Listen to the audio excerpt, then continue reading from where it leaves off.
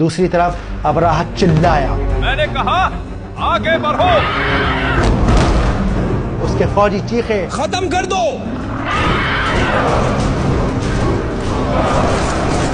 ان ہاتھیوں نے ایک شاندار تماشا کھڑا کر دیا، مگر سب سے بڑے ہاتھی محمود نے آگے بڑھنے سے انکار کر دیا. وہ وہیں زمین پر بیٹھ گیا. جب ان ہاتھیوں کو واپس الٹا چلایا جاتا تو وہ دوڑنے لگتے، لیکن جب انہیں مکہ کی طرف، کعبہ کی طرف ڈھکیلا جاتا تب وہ زمین پر بیٹھ جاتے.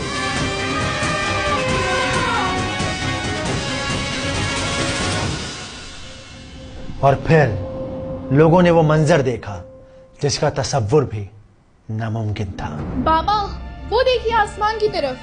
یہ کیا مصیبت ہے. سبحان اللہ.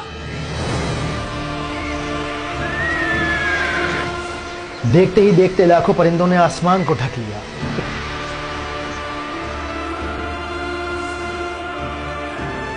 ان پرندوں نے اپنی چونچ اور پنجوں میں چھوٹی چھوٹی کنکریوں کو پکڑا ہوا تھا. خدایا یہ سب تیرا ہی کمال ہے. اور کچھ لمحے بعد ان پتھروں کو ایک ساتھ زمین پر چھوڑ دیا.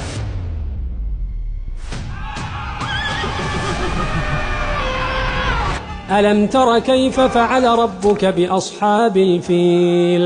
کیا تم نے نہیں دیکھا کہ تمہارے پروردگار نے ہاتھی والوں کے ساتھ کیا کیا؟ کیا اس نے ان کا داؤں غلط نہیں کیا؟ اور اس نے ان پر جھنڈ کے جھنڈ پرندے چھوڑ دیے جو ان پر کھنگر کی پتھریاں پھینکتے تھے. ابراہ غصے سے چیخا، آگے بڑھو. فوجی چلائے، پیچھے ہٹو. دن بڑھتا گیا. وہ سب ہزاروں لاکھوں کی تعداد میں مارے گئے.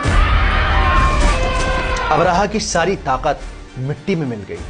اللہ نے ان سب کو کھائے ہوئے بھوسے کی طرح کر دیا.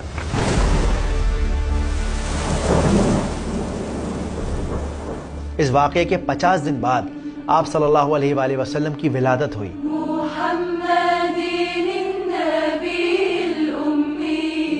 ایک حدیث میں آتا ہے کہ مکہ والے اس واقعے سے اتنے زیادہ متاثر ہوئے کہ اگلے 10 سال تک انہوں نے صرف ایک اللہ کی عبادت کی، اپنے کسی بت کو نہیں پوجا.